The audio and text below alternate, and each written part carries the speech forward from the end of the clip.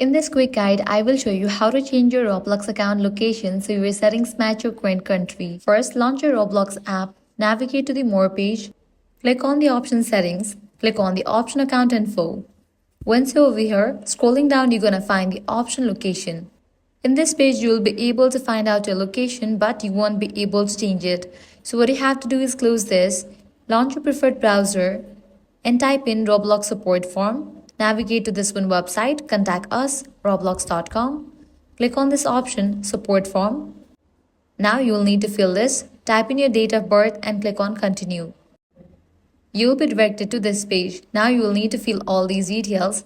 Type in your username, first name, email address, confirm your email address. Then go ahead and select the device in which you are having this issue. Click on this drop down for help category and select how to. And for the subcategory, select how to change my location.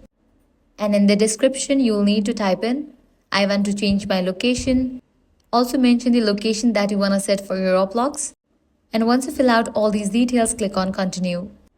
With that, Roblox support team will get back to you. This way you can change your Roblox account location. So that's a wrap for this video. If this guide helped you out, do not forget to like, share and subscribe. Thanks for watching.